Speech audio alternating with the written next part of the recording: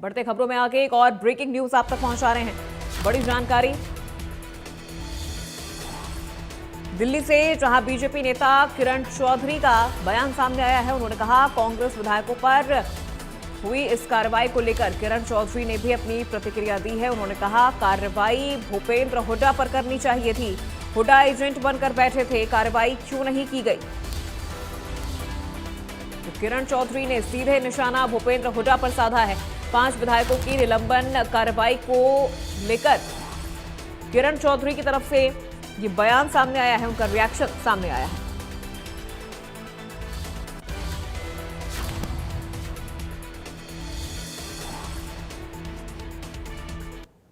जी, बात अगर पूछें तो सस्पेंड और जिसको हटाया जाना चाहिए वो तो नेता प्रतिपक्ष को हटाना चाहिए, क्योंकि जो खुद एजेंट बन के बैठे थे अंदर, और जो 2 विधायकों ने कहा कि हमने तो उनको दिखाया, तो उस समय क्यों नहीं उन्होंने आवाज़ उठाई?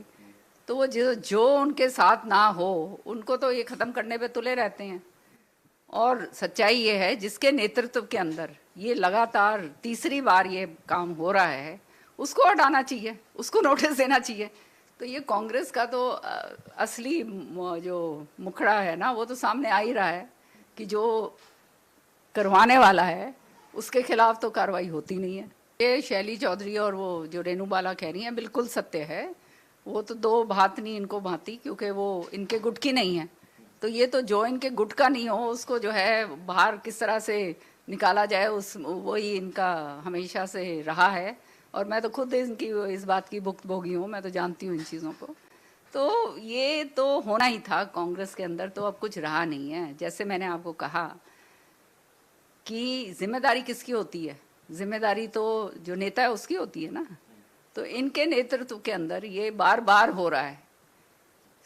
जब ये 16 वोटें कैंसिल हुई थी, वो जो ये कांड हुआ था, ये शाही कांड हुआ था, किसने करवाया था, क्या हुआ था उस समय? किसी को नोटिस नहीं दिया गया, किसी को कुछ नहीं बोला गया, है ना। ये उस समय अगर ये सारा कुछ हो जाता तो कांग्रेस के ये हालात नहीं होने थे। लेकिन जो करवाने वाले ही हैं, खुद ही करवाते हैं और खुद ही ये करते हैं, तो आप समझ सकते हैं हालात जो हैं कांग्रेस के अंदर जो है किस बात के आ रहे हैं। और ये इस तरह से जो है, ये जो इनको वो कहते हैं ना, रास नहीं आता।